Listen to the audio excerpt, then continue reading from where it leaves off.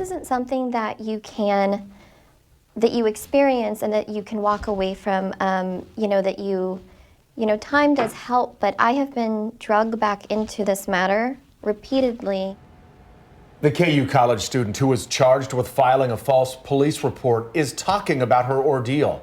She says she was raped, and police didn't believe her. Tonight, she has harsh words for the system that turned an accuser into a criminal suspect. Here's investigative reporter Angie Ricono. Prosecutors dropped those charges last week following blistering media reports which questioned what really happened and the wisdom of charging an accuser with a crime. KCTV5 was headed to court to fight for information when the prosecutor decided to drop charges.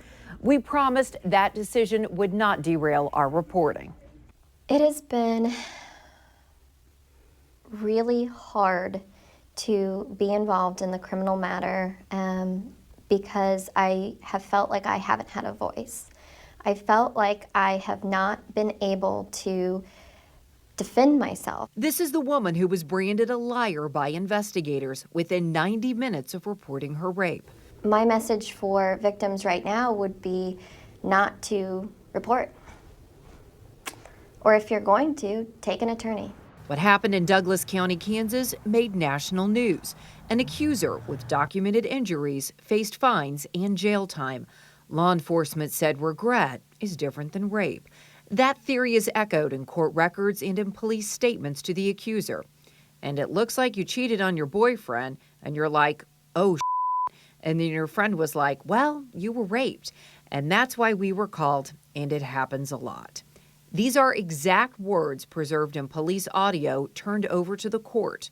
But I held my ground and I just told her that no, that this happened to me. It's clear police never believed her. One detective testified, we discussed it.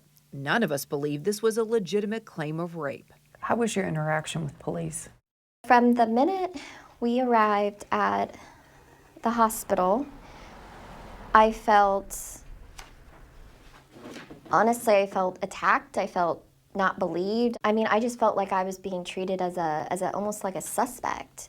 She was. She just didn't know it until police tricked her into coming to the police station, telling her they had an anonymous note about her rape and needed her help to figure it out. They informed me that I was under arrest and that they didn't believe me. What was that like for you? I was in utter shock. I mean, I think that for a lot of women who come forward and report this, I mean, that's one of your greatest fears is for people, not to believe you. And then they handcuffed you, correct? Yeah, that's correct. She was charged with 3 counts of filing a false police report, 1 count for each time she spoke to detectives.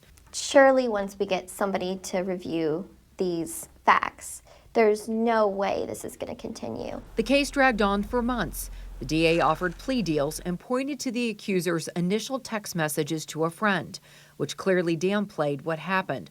Much of the case hinged on how a rape victim should act. What does trauma look like? Her defense team pointed to the lack of specialized training for investigators on this case and his text messages, which indicate the woman was clearly intoxicated. Things finally ended last week when the DA dropped charges and released this statement. Through this difficult case, we have learned much. We have heard from community members on both sides. It is critical that we use this information to improve our response to sexually violent crimes. I will be working with law enforcement to update our guidelines for investigating and prosecuting these crimes. The prosecutor made it clear his office still believed the accuser was lying. The accuser agreed to this interview because she's now free to speak. And she says, you should know what happened was real and it was unbelievable. What would you want those police officers to know? I knew what happened to me and I wasn't going to let these system failures define me or win. So I just want to show people that, eventually the truth prevailed. The woman wants to thank her supporters and advocates, especially her legal team. She also thanked the media, KCTV5 and the Kansas City Star, for reporting on her case when she didn't feel like she could speak out until tonight. Angie Ricono, KCTV5 News.